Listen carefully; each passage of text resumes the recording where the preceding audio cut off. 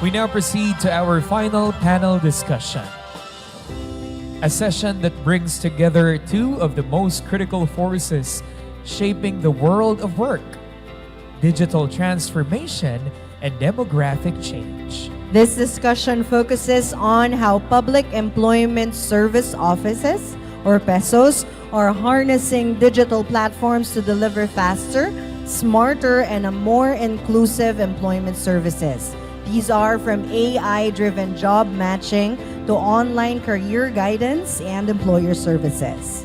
And to moderate this session, we are honored to have our OIC Assistant Secretary, Adeline T.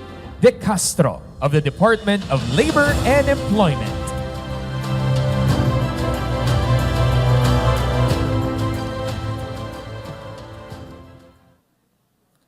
Thank you very much, Redwin and Celine. Magandang umaga po sa ating lahat. Good morning, everyone.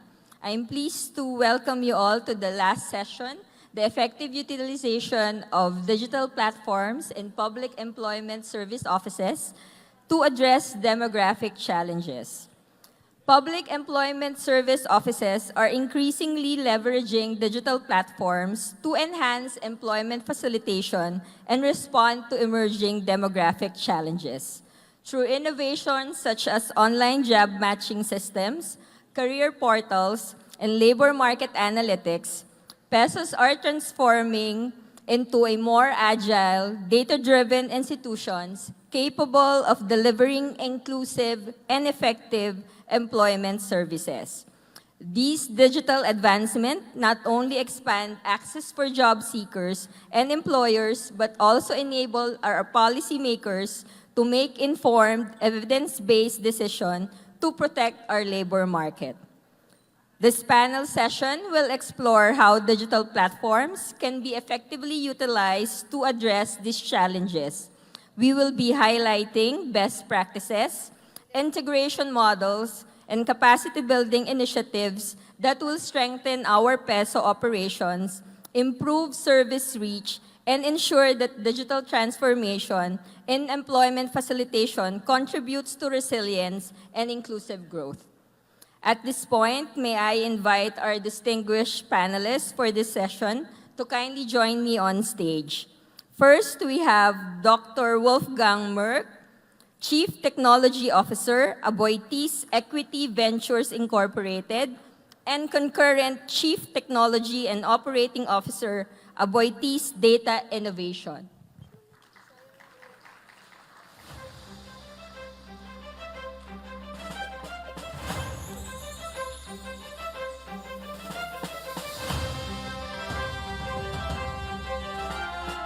Next, we have Mr. Jan Jensen from the Netherlands, the Chief Executive Officer, WCC Group.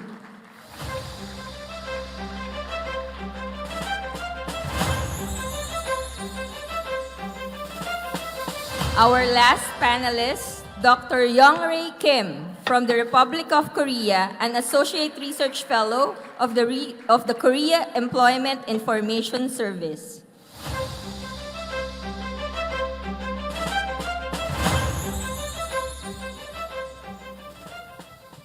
To officially open the session, it is my honor to introduce our first panelist.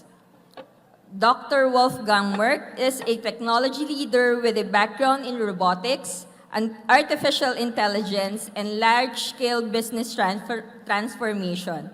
As CTO of Aboitiz Equity Ventures and CTOO of Aboitiz Data Innovation, he bridges deep technical expertise with strategic execution, guiding in organizations through digital modernization and adoption of AI-driven solutions.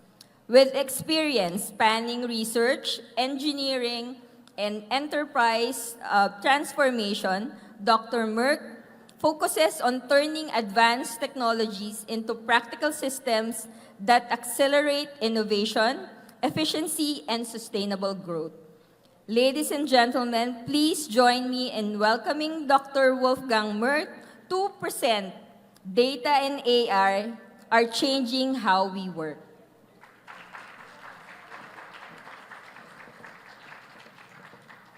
Good morning, and thank you so much, Director ASEC Adi, and thank you so much to the organizers for inviting us. Just 1 second. Across industries, what we're witnessing is that data and AI are transforming not just our systems, but really how people make decisions. At WAPES Data Innovation, our mission is to turn data into actionable insights. And we've seen firsthand how this shift creates enormous potential for both private and public sector institutions. When organizations gain visibility into their own operations, when they can see what's happening, where the bottlenecks are, and what skills are emerging, they make faster, fairer, and more informed decisions. That same principles applies to employment facilitation. Today, I share 3 lessons that we've learned in the private sector that might be useful as we think about digital platforms for labor market facilitation. The first lesson: making opportunity visible through data, and of course today, Gen AI. In many private organizations, the problem really isn't the lack of data. It's that the data is unstructured, that it is scattered. We see silos everywhere, and data quality problems abound. Traditionally, cleaning and analyzing that data can take weeks or even months. But we've been working with both private and public sector partners using Gen AI to make this process almost instant. In one case, collaborating, for instance, with Dole, we've looked at how we can uncover near real-time insight into turnaround time, workload, and quality without having to re-engineer existing systems or retrain personnel. That really meant we were able to use AI to unlock the existing data. Similarly, we've driven similar transformation inside our businesses. This allows us to give autonomy and agency, as well as make decisions at the individual level, and we also shift to more strategic decision rather than operational tracking. And this is truly transformative. What this shows is that it gives the power of combining traditional business analytics with modern AI-driven data cleanup. It allows you to give opportunity visibility. You can see what's happening when it happens. If we take this lesson and we translate it outward, imagine what shared visibility could mean across institutions and agencies. Faster responses to workforce shifts, data-driven planning, and transparency for all stakeholders. Now to my second lesson. Governance and Gen AI must go hand in hand. It's not optional. When data becomes accessible, the next question has to be governance. Who owns it? How is it used? How is it protected? And how is it shared? We've learned time and time again that good governance makes innovation sustainable. Without governance, AI is just a shiny object. With it, it can become a trusted tool that allows us to compound the investments that we make into it. As one example, we're currently working with the Technical Education Skills Development Authority, or TESTA, to develop Gen AI-driven tools that help update and build courses and curricula faster. The skill demands evolve so quickly, especially in the last few years, that traditional course development and the variety of emerging roles and jobs and functions can just not keep up. Through a model that we term shared autonomy, Gen AI can act as a co-pilot.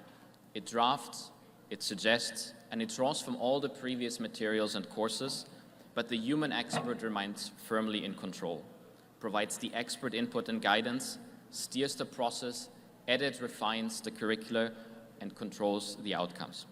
And that's the model that we believe in and also drive across the private sector. Human judgment amplified by AI rather than replaced by it. Now to my third lesson. We really must facilitate and increase our efforts in talent mobility inside as well as across organizations. And that's a challenge that we see everywhere, private or public. It's matching talent to opportunity. At ADI and across the WAPES Group, we live by hire for culture fit, train for skill.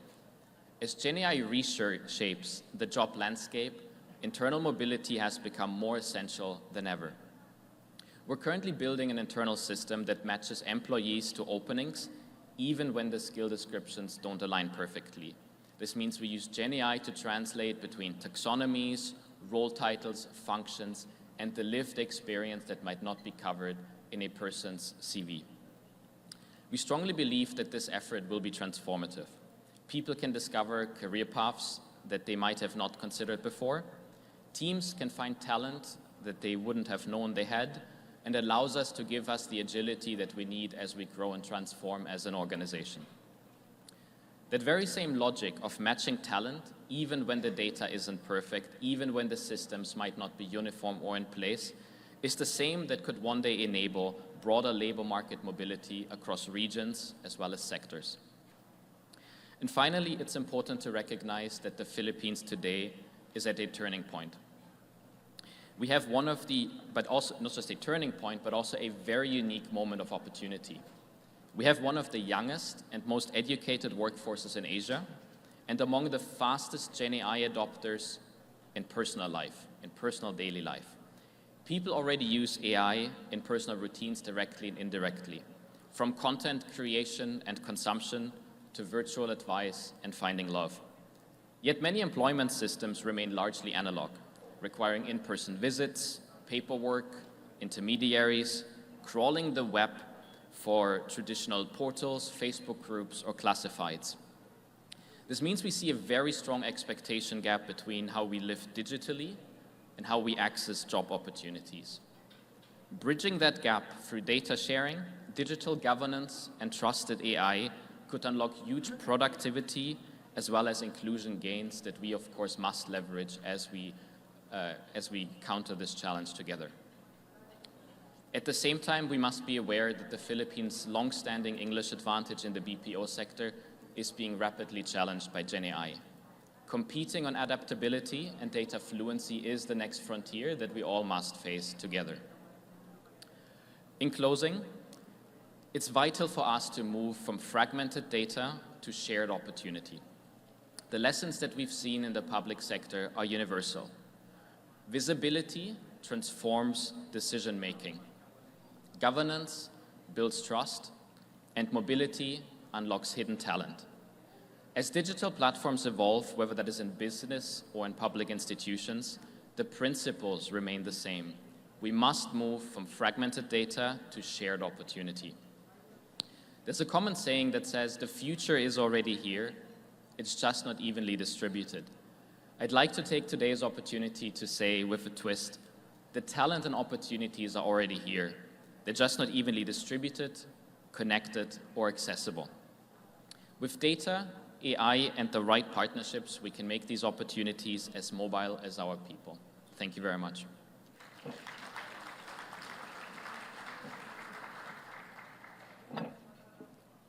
Thank you very much, Dr. Merck, for your insights. Visibility, governance, and mobility, I think these are the concepts that we need to remember so that we can transform decision-making, we can also build trust and unlock hidden talent. We will now be proceeding to our next presentation. Mr. Jensen is an accomplished executive with more than 25 years of international experience in business development, market expansion, strategic sales leadership across IT, telecommunications, networking, consumer electronics, and media. Since 2018, he has been CEO of WCC Group, a global leader in employment technology, where he sharpened the company's focus on innovative digital solutions for public employment service and workforce agencies worldwide. Passionate about building inclusive, future-ready workforces, he engages with government and institutions to shape digital strategies for skills-based matching, upskilling, and labor market resilience. To present, harnessing digital platforms to address demographic challenges in employment services, let's give a warm round of applause to Mr. Jan Jensen.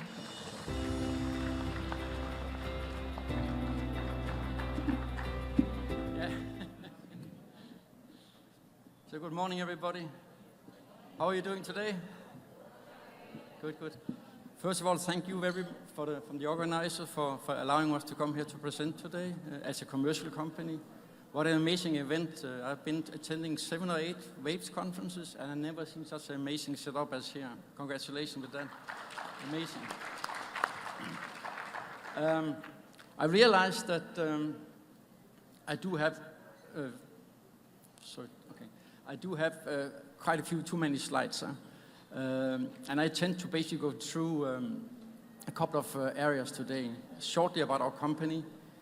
And most of you already talked about demographic changes, so I'm going to skip that quite faster and leave the slides in for you to review later. Then I'm going to talk about three key functionalities in a modern PES platform, and 2 case studies from Malaysia and New Zealand where we're deploying right now, and then finally some recommendation on building a platform. So let me just skip this slide for a second. So about our company. So we have actually spent more than 30 years now developing employment platform for public employment services around the world. And today we have more than 25 public employment services using our technology or our platforms. It started very, very early with the public employment service you see on the left side, which is the Dutch public employment service. So we are a company from Netherlands. UWV is the public employment service of Netherlands. Back in 19 years ago, we actually started deploying our technology at Bundesagentur für Arbeit in Germany. They are the biggest public employment service in the world with 113,000 employees.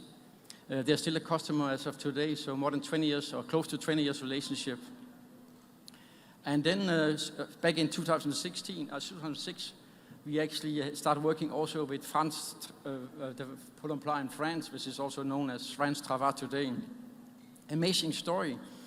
They're doing 10 million matches a day. And it has succeeded to demonstrate that when you do skill-based matching and matching in general, you can reduce the unemployment time in more than a month. Think about the economic impact it has on a country if you can reduce the unemployment time with just 1 month.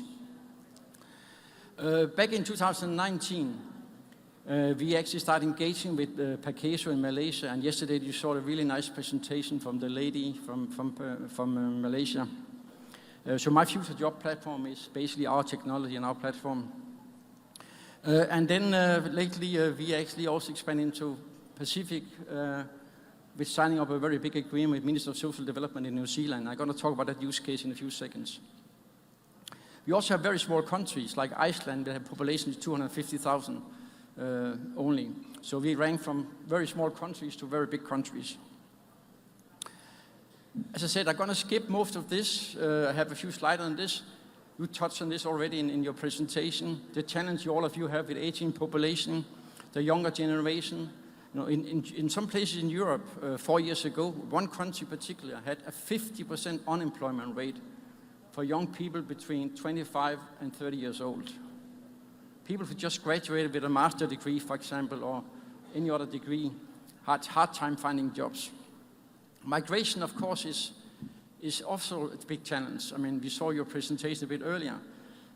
So I was in the country. I met the Minister of Labor in Middle East country not so long ago, and they have a huge gap of nurses. And so I told them how our technology can help them bridge that gap, how we can upskill and understand what skill gaps the population of that specific country had. And his answer to this question was very simple. Are we just gonna, this is a Middle East country, we're just gonna triple the salaries for nurses and import them from Thailand or Philippines and other countries in Asia? I said to him, this is not solving the problem, because then you're creating a problem in other countries in the world. No, the real ways to fix these problems are well-structured upskilling programs and technology behind it. Family roles are changing everywhere in the world. How do we get women back to work again? How do you get mothers back to work again is a challenge in many countries. And of course, each country is different. That's very important to understand. But also on top of this, you're seeing other challenges that is also driving the changes. Digitalization, AI, big skill mismatch across the country, in the countries. In Europe right now, McKinsey, I saw a report from McKinsey a few days ago, they're estimating 20 million people need to change occupations over the next 3 years. That's a lot. So let me skip some of these slides, as I said, you can read them after, and go straight to the technology. I got to cover 3 areas here. I'm going to cover matching, A lot of you talk about matching. I'm going to talk about AI, and I'm going to talk about skill gaps.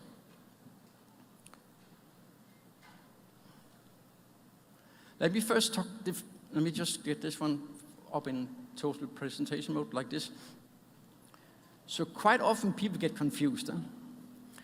So I want to talk a little bit about the difference between searching and matching and what we call strategic matching. Searching is a one-way stream.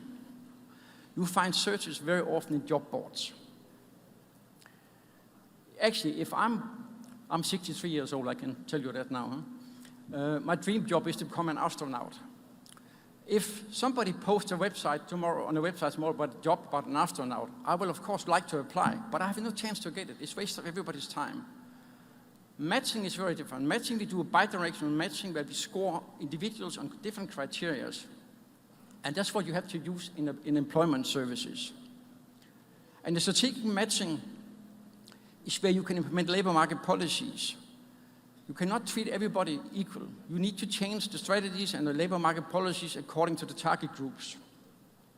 One of our customers has more than 50 different labor market policies implemented in the system. Strategic matching means also that you have specific match criteria for each target group. Young people, you don't match against experience. You match against education and other criteria you see in the bottom. You also match against soft skills. Seniors, you match against, not against education, but against the last couple of years of experience. Single parents is very often about location, flexible work hours, and that is the labor market policy you put in the system. AI, hot topic for everybody. 6 lessons about AI. You need to have transparency. You need to be able to show why you match people to that job. You need to incorporate domain knowledge like taxonomies, ontologies, and your local market data into the systems. You need to control what data is used. You need to control what model is used. Not a black box, you need a glass box. You need to have visibility as a government. You need to have monitoring system in place, analytic tools in place, and you need to engage the users and understand why and how you're using AI. Otherwise, you're going to fail. And in Europe, by the way, there's a new EU Act that is telling all companies that are dealing with human beings to follow these 6 key criteria. Upskilling. 40%, according to World Economic Forum, 40% of the skills that is in today's workforce, in today's occupation, are going to disappear over the next 5 years. That means people have some major upskill requirements. So with matching, you can actually gap people to a vacancy, you can gap people to an occupation, you can group people and match them to a future occupation. But then you can manage the workforce. Let me go to the Malaysia use case. I have only a few minutes, so let me go to the Malaysia use case. You saw the story yesterday. Malaysia came to us back in 2018. They have a major problem. They spent quite a lot of money on a local integrator trying to build an employment platform. When I met them first time, they said, Jan, I want a job board.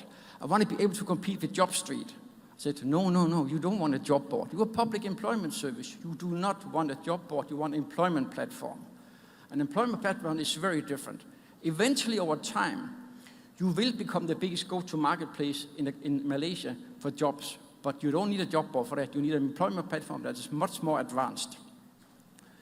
Today, or the last 5 years since we went live, they have more than 16 million vacancies posted. They have actually 2.7 million job seekers in the system. And actually 130,000 employers. So the key success for Malaysia is engagement with employers. 130,000 employers posting vacancies every day. Why? Because the system is extremely efficient. They only see the relevant matches. And they don't get 200 CVs to scroll through. They see only top 10 most relevant job seekers for that specific vacancy. Extremely efficient and very fast. Another thing I want to talk about with Malaysia is, earlier this year we launched a mobile app together with Malaysian government, Pakeso. The engagement from top down is amazing. Amazing. This mobile app was launched by the Prime Minister. It's just a mobile app, but launched by a Prime Minister. So They are engaged on all levels in the government. They go out in the country, out in the rural area, recruit employers. CEO, the deputy CEOs are out there in the field, explaining the benefit of the solution. And another thing which you've probably not seen before is the labor market insight is exposed, showed to job seeker. They can see the top 5 most preferable industries, the top 10 most preferable occupations. But then the job seeker themselves can self-service their future. They can define what future they have. That's why in Malaysia, the younger generation have there's only 3.1% unemployment rate. It's a portal and a system that is built also for the younger generation. I'm running out of time, I guess. As a summary, you can see that. I just want to talk a little bit about New Zealand for 1 second. New Zealand is a project we won earlier this year, and we're deploying right now. So I'm going to show you a little video. I hope it works.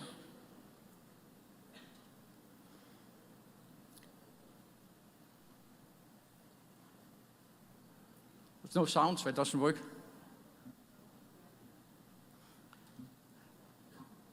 They have a technical problem, I think, no sound. So anyway, there's a little video here we made for the job seeker journey in New Zealand. Take it from the moment somebody graduates all the way up to the end of his career, and how technology can help him upskilling throughout that lifetime. But I mean, if somebody wants to see the video, it's on our website, and it's also available for distribution if you reach out to us.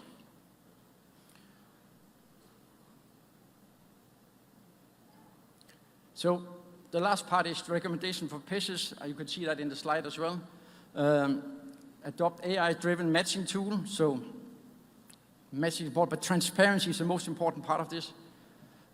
Responsible AI is extremely important. Otherwise, you get legal issues in many countries. Make sure that you can support target groups. So in technology like ours, you can define your target group and implement labor market policies. Of course, active labor market policies also means you need a lot of insight, labor market information, and make sure you have analytic tools like we showed you for Malaysia. It's very powerful, and give that tool to the users, give it to the job seekers. A lifelong learning is an important part of the journey, and foster collaboration, especially employers. I cannot say too much, employers. You need to get them onboarded, and they will drive the whole transformation for you once they trust your system. Thank you.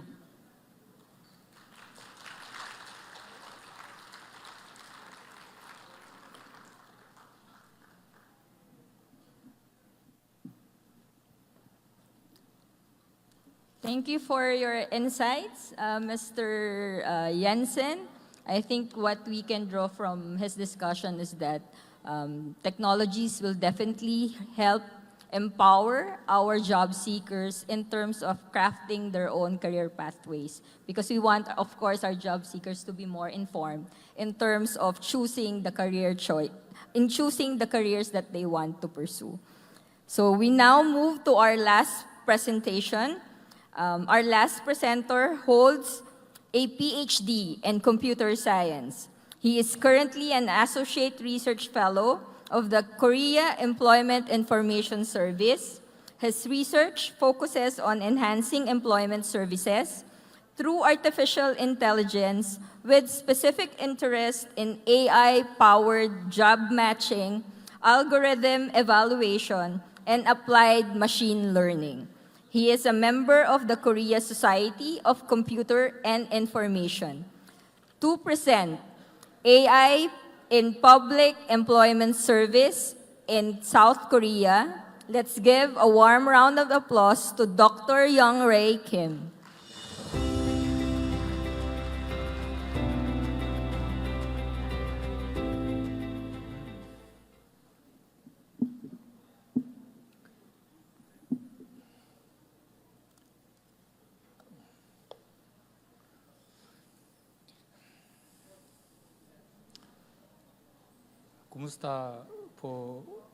Kumusta po kayo?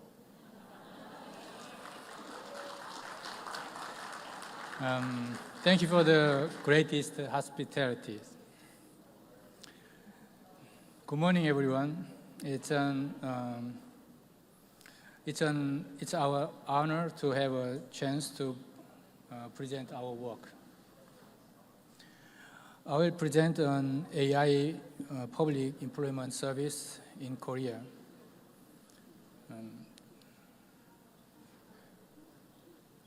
This presentation was prepared in collaboration with researcher Jung Yeon Jung.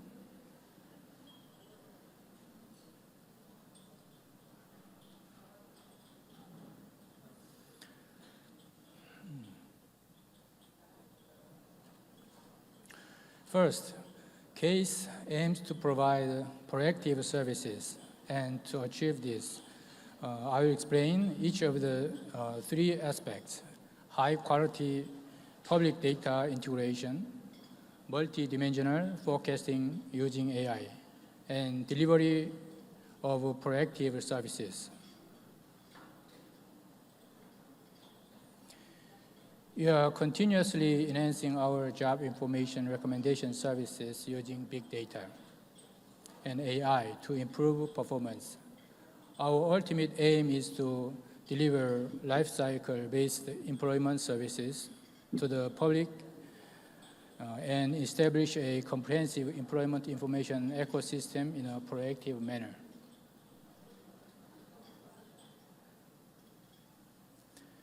The initial step for applying AI is the development of high-quality public data integration. We have successfully integrated data from job placement, employment insurance, and vocational training services using a single unified keys.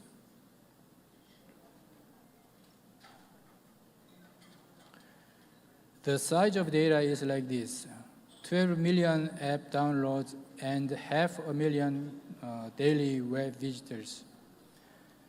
And our statistics show 2.25 million job openings and 4.53 million job seekers registered in 2024.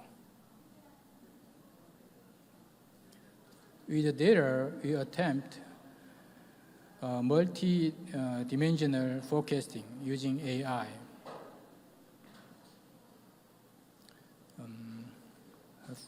Like demographic, emerging skill forecasting by natural language process, career path analysis, demographic simulation, etc. For example, this is an age-specific occupational distribution. Among workers in their 30s, 30% are engaged in administrative occupations. This proportion rapidly declines among workers in their 40s and 50s, falling below 10% for those in their 60s. Conversely, the proportion of workers in security and cleaning significantly increases among those in their 60s and 70s.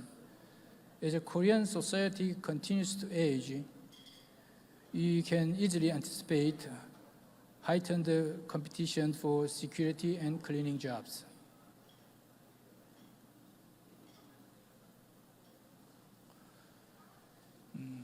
You can apply forecasting at the personal level.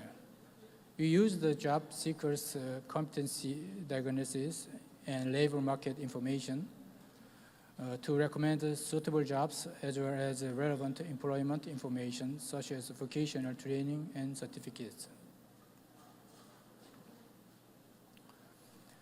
The purpose of the AI job matching service is to provide personalized job matching services as a way to alleviate job information mismatch and frictional unemployment.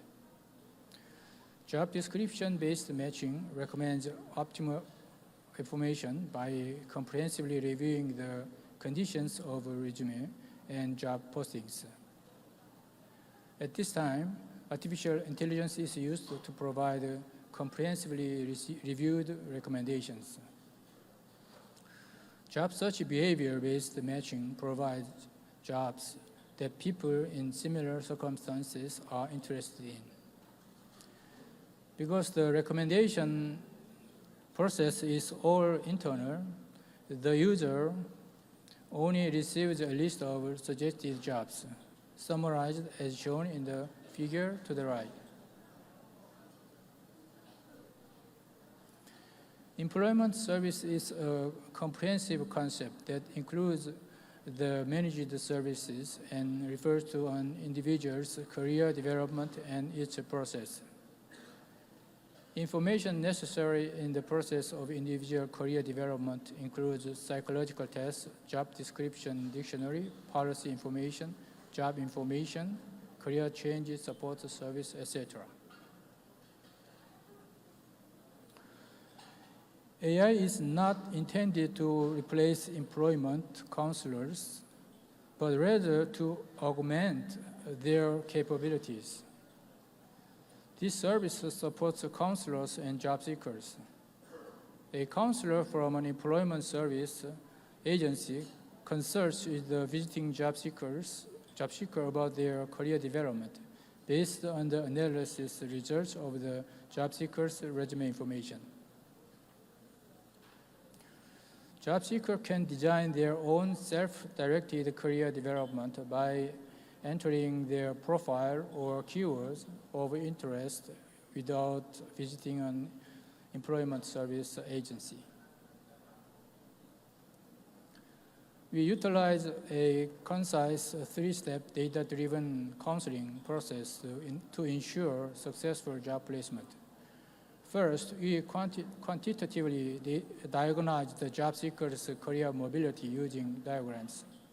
Second, we provide real-time labor market and objective salary data to establish realistic career goals. Finally, we deliver customized recommendation for the most efficient vocational training and job postings.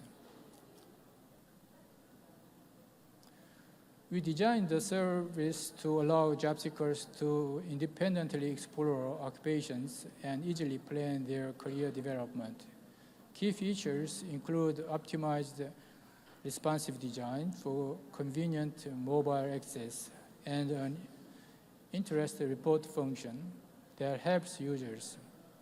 Even those without work experience easily gather information and plan their careers.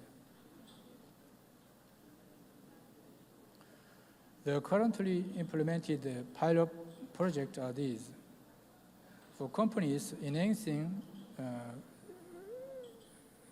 recruitment efficiency through generative AI for automatic job posting creation. For matching, upgrading existing services to AI talent recommendation. For job seekers, we support adaptive occupational psychology test and vocational training recommendation. The future plan is to provide one-stop customized employment services. For individuals and companies that go beyond the limit of offline job centers. The future plan is summarized as follows. To advance into an online employment center through Employment 24. To provide customized online career development service by strengthening employment information. To provide customized job recommendations by strengthening the learning and the analysis of the latest job-related data. Thank you for the listening to the end.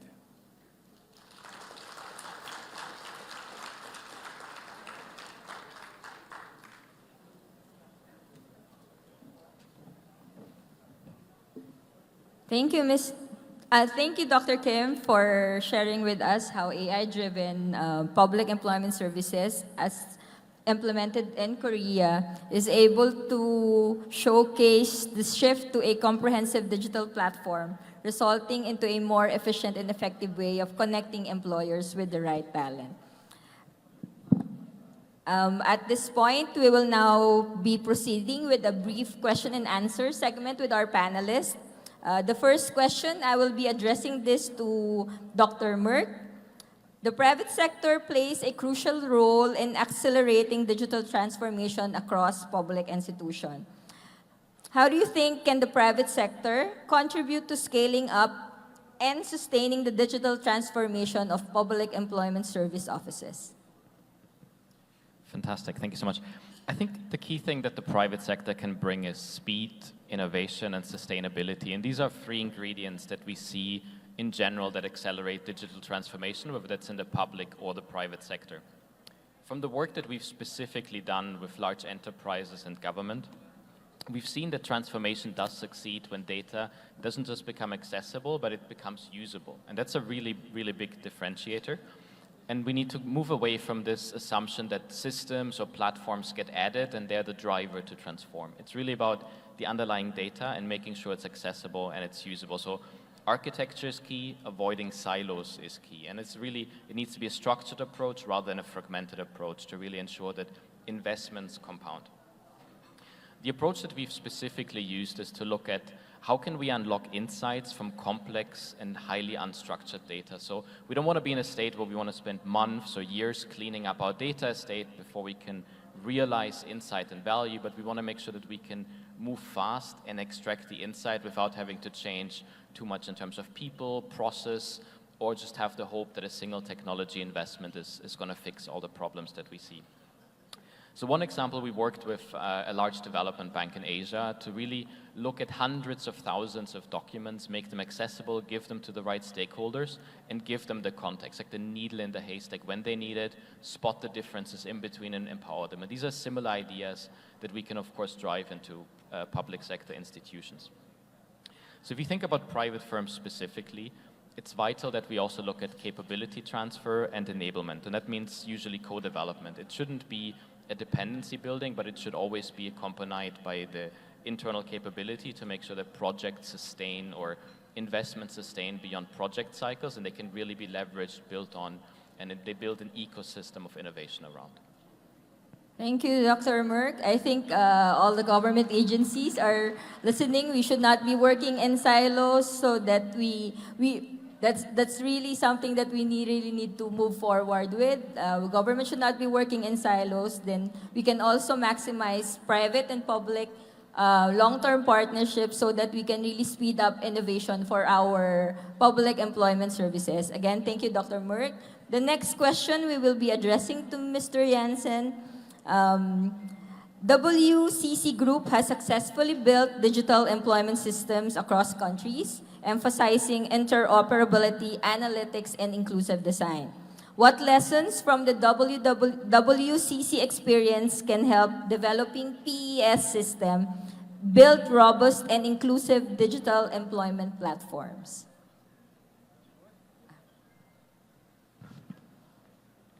Hello? Hello? Can you hear me? Okay. First of all, I have to say that I totally agree with my colleague here just said a few minutes ago.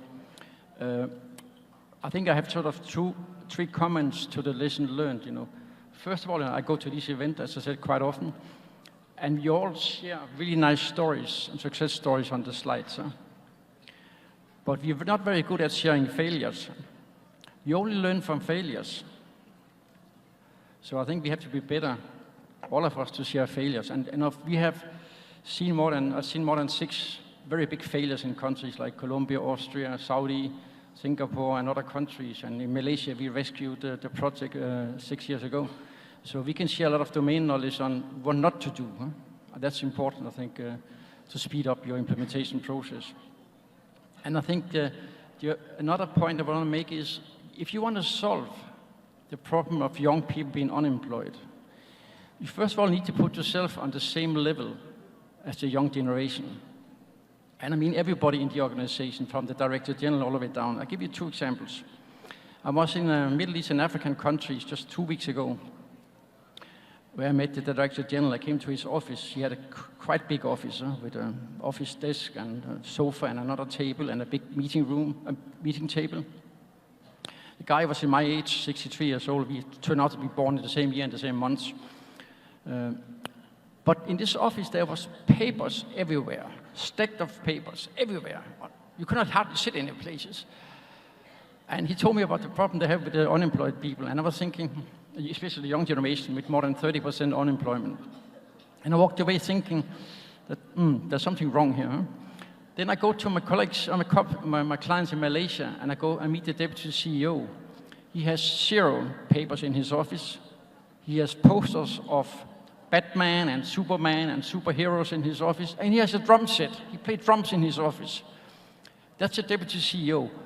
The 2 stories are quite important because Malaysia have succeeded to put themselves on the same level as the younger generation in everything they're doing. If you don't do this, you cannot ever solve the young generation's unemployment situation. And final comment I want to make is, I'm actually asking the audience a little bit here. How many of you have a driver license? How many have a driver license? Come up with your hands. Most of you. How many have a car? How many have a car? Most of you. So most of you know how to drive a car. Most of you own a car. How many of you that has a car today have built that car yourself? How many? None, huh? How many of you have gone down to the garage? Have you seen the garage building, the dealership building the car themselves? No, huh? So why are you all the time trying to build something yourself if you don't have competences? Your core competence is not building software. Let people from outside help you. They know how to do it. That's one of my most important lessons, I have to say, because failures are main reason for the failures are because of that. People are trying to build something they've never done before. And remember, your system is changed only every 10 and 15 years. So you do not have the domain knowledge anymore. People are moved on in your organization. So get external advice and help,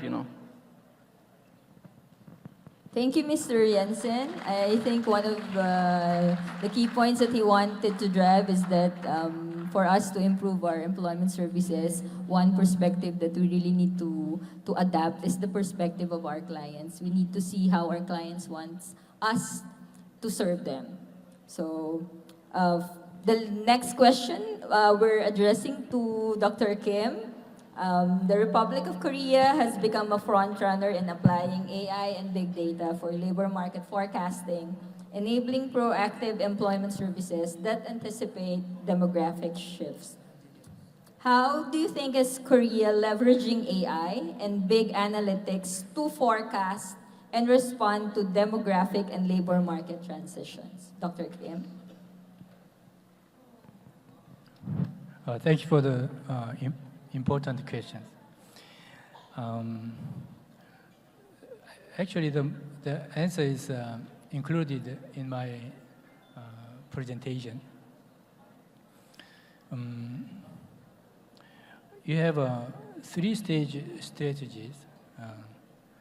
The first is high-quality public data integration. And second is multidimensional forecasting. And the third is delivery of proactive services. The high-quality public data integration is such as it's like individual level panel data and form individual linked data. We actually connected the job placement and employment insurance and training. You combine the whole data successfully. But there are still, you cannot guarantee the quality of the data. For example, we have many missing data in the education columns. The users did not put in the data, and you get the job occupational types information, but you do not know whether it is correctly inserted or not. So yeah, you have to kind of check the quality of the data. That's important. And The second, multi-dimensional forecasting using AI is you can forecast emerging skills using natural language process. This is one example. And career path analysis, you can use by using nested logistic models. And also you can forecast, you can do domestic demographic simulations. And the third is delivery of proactive services. It's not reactive, proactive services. AI recommendation and early warning system and policy simulation, they can be a kind of an example. And maybe one of the key questions is how to integrate the data. We think the governance is very important. You need very efficient regulations. And the architecture is also important. How to connect the data. Maybe API is a very good, I think, method. Yes. And finally, you wanna pursue the value, not technology. So the goal is human, not the technology. And you augment ability, not replacement. So you pursue AI plus human intelligence. Yeah, thanks. Thank you, Dr. Kim. I think we should remember the pointers that he mentioned in terms of how we can use AI and other technology, particularly with respect to how we want to institutionalize employment forecasting in countries, but because employment forecasting is actually one of the key priorities really of the Department of Labor in the Philippines in terms of generating information for outlook of the labor market. So thank you again, Dr. Kim. As we close our discussion, may I again invite our panelists to share some brief insights or key messages that they want to leave to our audience. Dr. Merck?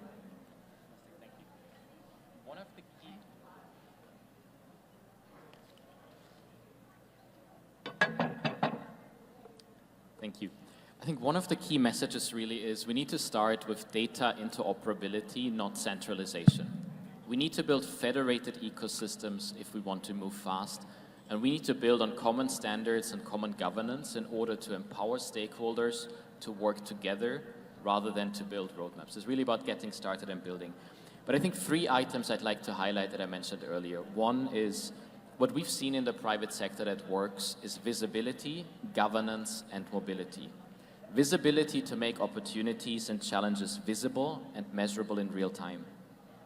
Governance to make sure that we can ensure trust as well as responsible AI use.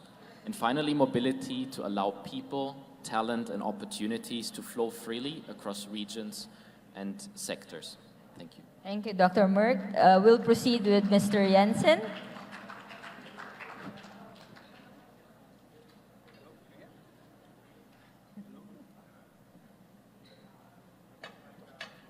Sorry again. I mean, my final comment would be that time works against us all. Huh? So we, as organizations, need to move quite fast. The market moves very, very fast. The employment market is changing every day. New technology comes in. The younger generation are impatient. So I think that speeding up the processes are quite important. Things like integration are not a big issue. It's just an engineering effort. Can be quite quickly solved. But of course, the big challenge is always to get access to the different agencies within the government where you want to integrate with. That's what takes most time. But I really think that time and speed is important now with all the labor market changes happening in Asia Pacific. I just want to put one example here, and I'm not talking back about any country, so I'm not going to mention it. But the last country I visited before COVID was an Asia Pacific country. And they had a plan, they had funding in place to get a new employment platform. As of today, they still have not started. And that's more than 5 years gone now, nearly 4 years, 4.5 years. That's way too long. Huh? You have to act fast. That's my key message. We cannot wait anymore because the market is moving. Thank you, Mr. Jensen. Remember, we need to act fast. So last, may we now hear the message of Dr. Kim.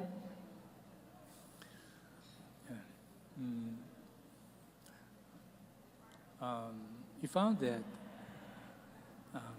some people can use, you provided many online services. Some people use it very well, but some people did not. For example, like all elder people was not able to use maybe log in the services. The question is how to solve these gaps, how to solve this problem. I say you can solve it by human, not by techniques. For example, like our PS counselors, counselors in PS, they help elder people to enter their job postings in the systems. So this is a kind of a very good, I think this is the answer. So I want to share these insights with you. Thank you.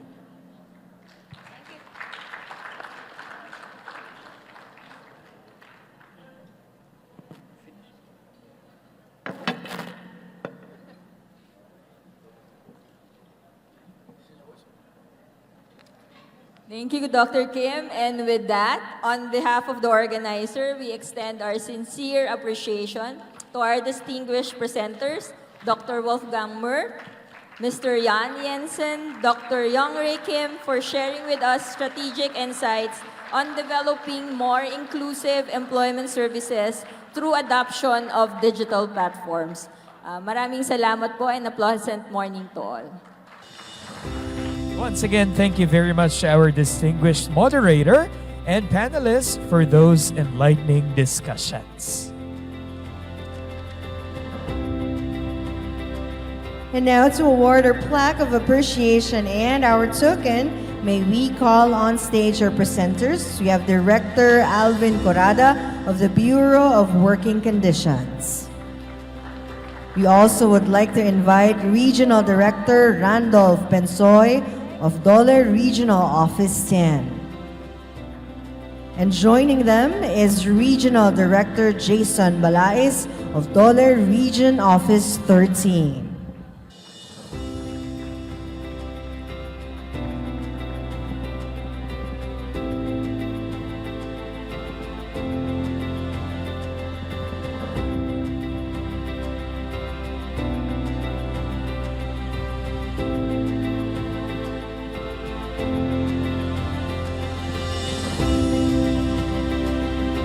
Now for the photo opportunity, we'd like to request the presence of our Honorable Secretary Bienvenida Laguesma, together with Ms. Amandine Moyner of WAPES, our Executive Secretary for WAPES, and Minako Takasaki as well of WAPES to join us up on stage for the photo opportunity. Allow us to read the citation. WAPES in Republic of the Philippines Dole awards this plaque of appreciation to Adeline T. De Castro, OIC Assistant Secretary, Dole, in deep gratitude for her invaluable contribution as a moderator at the WAPES Asia Pacific Regional Congress with the theme The Future of Work, Inclusive Public Employment Services Adapting to Demographic Realities in the Asia Pacific on November 6 to 7, 2025. Your effective moderation, insightful guidance, and professionalism significantly contributed to the success of the conference and to the meaningful exchange of ideas among participants. Your dedication and commitment are deeply appreciated. Given the 7th day of November 2025 here at Clark, Freeport Zone, Pampanga, Philippines, signed Secretary of Department of Labor and Employment, Bienvenido y Laguesma. The same citation goes as well to the Chief Technology and Operating Officer, Aboitiz Equity Ventures Incorporated, and Aboitiz Data Innovation, Wolfgang Mert, as well as CEO of WCC Group, Jan Jensen, and Research Fellow, Korean Employment Information Service, Young Ray Kim. Once again, a big hand to all our resource speakers and our moderators for days 1 and 2. Agree with you, Redwin. Thank you again to our speakers and our moderators for that stimulating exchange on how technology continues to transform public employment services across the region. The examples shared today show how digital platforms, when used inclusively, can truly connect people to opportunities, even in times of demographic transition. And with that, we would like to now proceed on to the last part of this morning's session. Well, ladies and gentlemen, that concludes the formal sessions of our conference. Lunch will now be served. So please take this opportunity to relax and enjoy your meal with your fellow delegates. So again, we are informing members of tables 1 through 8, you'll be served your lunch at your seats. So if you do need anything, you may raise your hands and our friendly waiters from Roy's Hotel will be attending to you. Once again, that has concluded the formal sessions of this year's WAPES Asia Pacific Regional Conference.